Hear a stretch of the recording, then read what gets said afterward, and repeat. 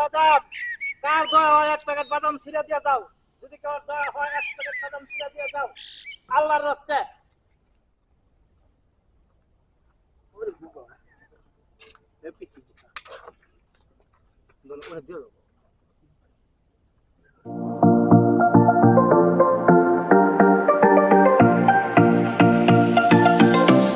Hello everyone, Assalamu alaikum. This is Mahmoud Hassan and welcome to my new video.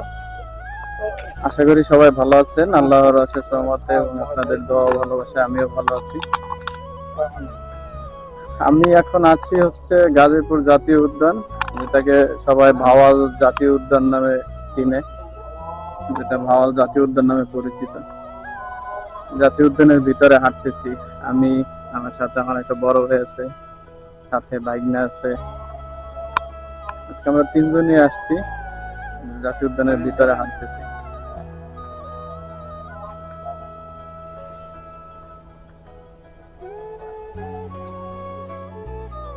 এইগুলোই আমার কাছে ভালো লাগে, কোলাহলের চাইতে নিরিবিলি পরিবেশ। আর নিয়ে এইটা খাইতে থাকতা, কেউ না করছিল তোমারে?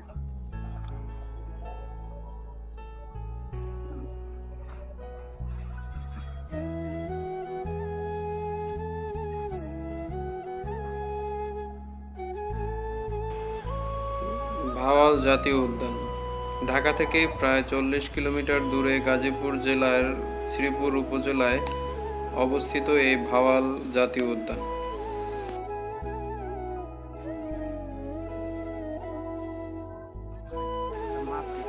গাছগাছালিতে ঢাকা এই উদ্যানের প্রতিটি জায়গায় নজর কাড়া। সারি সারি বৃক্ষের মাঝে পায়ে চলা পথ, হাঁটতে হাঁটতে যখন ক্লান্ত হয়ে পড়বেন বিশ্রামের জন্য আছে বেঞ্চ কিংবা ছাউনি। বনের মাঝে কোথাও কোথাও চোখে পড়বে ধান ক্ষেত, কোথাও আবার পুকুর কিংবা ছোট আকারের লেক। ভাওয়াল জাতীয় উদ্যানের মূল উদ্ভিদ হলো শাল। এখানে আসলে আপনি 220 প্রজাতির গাছপালা দেখতে পাবেন। এর মধ্যে 43 প্রজাতির বিভিন্ন রকমের গাছ, 19 প্রজাতির গুল্ম, 3 প্রজাতির পাম গাছ এবং 27 প্রজাতির ঘাস এখানে আসলে আপনি দেখতে পাবেন।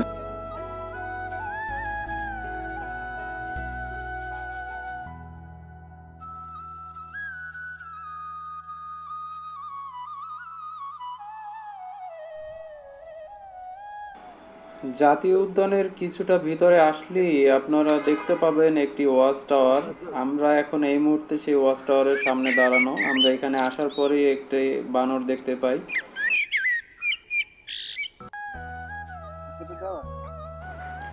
এই ওয়াচ টাওয়ারের এখান থেকে কিছুটা বনের ভিতরে গেলেই আপনি 24 প্রজাতির লতা এবং 104 প্রজাতির ঔষধি গাছ দেখতে পাবেন। জীববৈচিত্র্যের কমতি নেই এই বনে। প্রায় 13 প্রজাতির স্তন্যপায়ী প্রাণী, 9 প্রজাতির সরীসৃপ, 5 প্রজাতির পাখি ও 5 প্রজাতির উভচর প্রাণী রয়েছে এই বনে।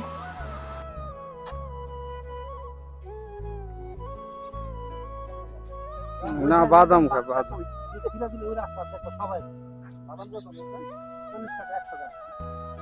বাদাম বেশি প্রিয়। ওই দাও বাচ্চা, ওই যে হ্যাঁ বাইরে 30 টাকা, বাবা 10 টাকা বাইরে 30 টাকা না কিছু জানা তোরা, তুমি কাল দিয়া দাও না কেমন কি কও তুমি ভিতরে আন দাও। কেমন আন দাও আরে মূল্য তোমার যাও, তুমি যাও আন্ডায় আন্ডায় ছিড়াই দাও, রাস্তা ছিড়াই দাও, রাস্তা দাও। হ্যাঁ রাস্তা ছিড়ে গায়ে করবো সব। ওই শালার লেগে ডরাই তো এটা গেলে আস্তে আস্তে থামাতে বড় নিব গা আঙ্গায়া রাইগা পাতি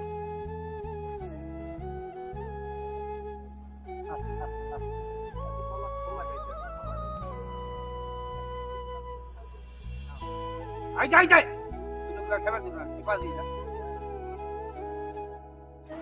আমরা চলে এলাম ওয়াচ টাওয়ারটি ঘুরে দেখার জন্য। আমরা শুনেছি যে ওয়াচ টাওয়ারের উপরে উঠলে নাকি এই ভাওয়াল জাতীয় উদ্যানের সম্পূর্ণ প্রাকৃতিক দৃশ্যটা দেখা যায়। তাই আমরা উঠে পড়লাম সেই ওয়াচ টাওয়ারে, যে প্রাকৃতিক দৃশ্যটা দেখা যায় কিনা সেটা দেখার জন্য।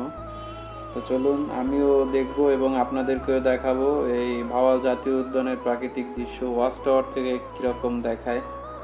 তো দেখতে থাকেন, আশা করি ভিডিওটি ভালো লাগবে।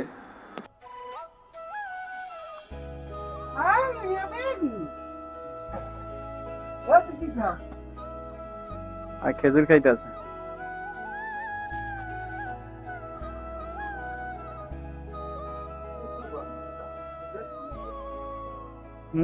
বাচ্চার অভাব নাই।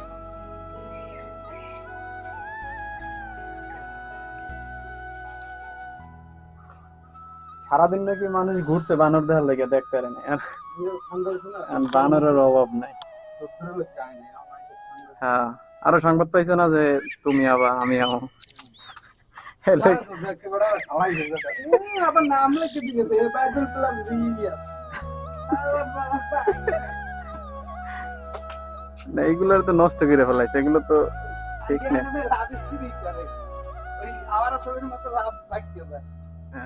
ভালোবাসার চিহ্ন রেখে গেছে না।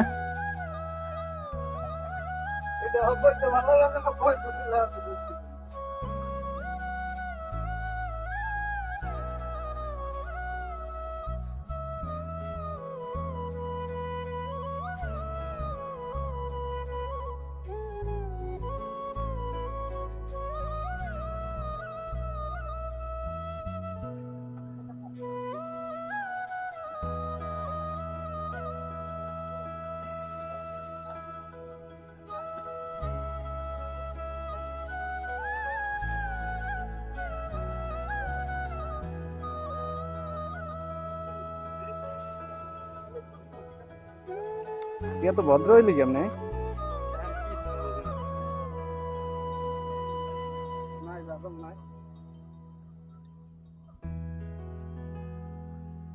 সকালবেলা নাকি মানুষজন দেখতে পারে নাই বানর, আর এখন বানরের অভাব নাই।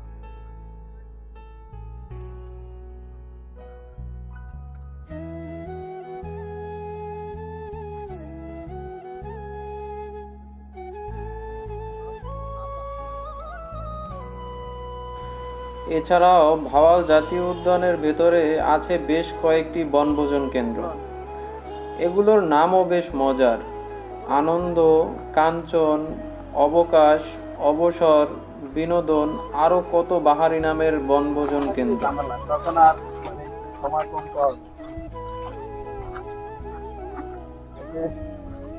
জাতীয় উদ্যানের ভিতরে এরকম বসার জায়গা আছে অনেকগুলো, মানে আসলো এটার ভিতরে, মানে বাইরে যেরকম গরম লাগে ওরকম গরম এখানে লাগবে না, কারণ এটা যেহেতু ন্যাচারাল পরিবেশ, গাছপালা, এরকম গরম এখানে লাগবে না। বাইরে তো গাছপালা কম, তারপরে বিভিন্ন ভিতরে আসতে পারে না, আপনার বাইরের থেকে একটু মানে গরম তাপমাত্রাটা একটু কম থাকবে এখানে।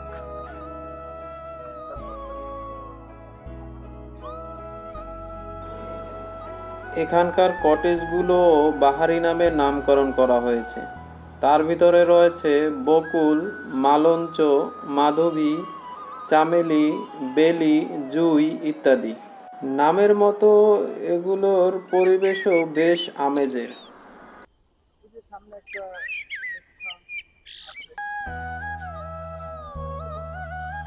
এই পিকনিক স্পট কিংবা রেস্ট হাউস ব্যবহার করতে হলে বন বিভাগের মহাখালী কার্যালয় থেকে আপনাকে আগাম বুকিং দিয়ে আসতে হবে। ঠিক আছে, একটু সন্ধ্যা পর্যন্ত থাকতে পারেন, নিয়ে আসলে আমার মতে মানে একটু পরিষ্কার থাকা অবস্থায় বের হয়ে যাওয়াটাই ভালো। বাইরে যদি কখন মানে যদি 7টা কোনোভাবে বাজে, তখন এইখানে মনে হবে যে মানে 8টা বাজছে, যেহেতু গাছপালা, বাইরের মানে আলোটা কম, তখন একটু অন্যরকম লাগবে।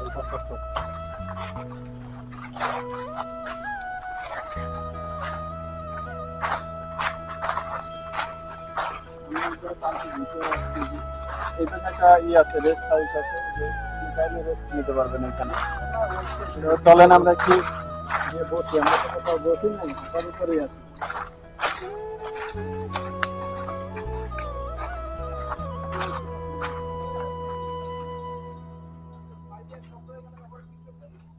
ভাওয়াল জাতীয় উদ্যানটি ঢাকার খুব কাছে হওয়ার কারণে আপনি দিনে যে দিনেই ফিরে আসতে পারবেন, তাই আপনাকে থাকা নিয়ে খুব একটা চিন্তা করতে হচ্ছে না। তারপরেও গাজীপুর জেলার যে কোনো আবাসিক হোটেলে রাত্রি যাপন করা যাবে।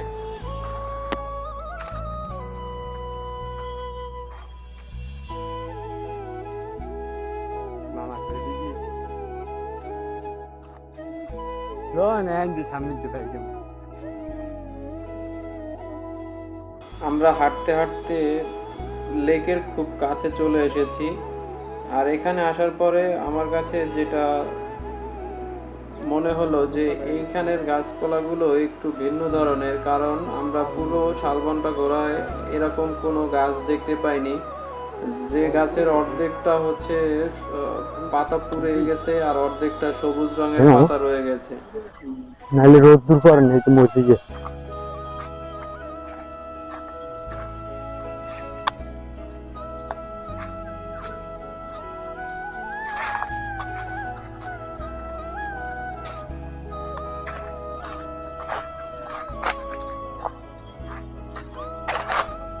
আমরা এখন একবারে জাতীয় উদ্যানের ভিতরে, একবারে ভিতর সাইডে। এই জায়গার গাছগুলো দেখেন কিরকম, মানে অন্য গাছগুলোর থেকে একটু আলাদা।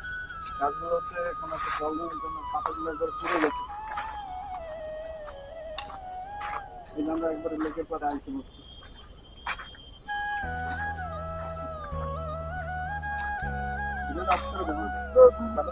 হ্যাঁ,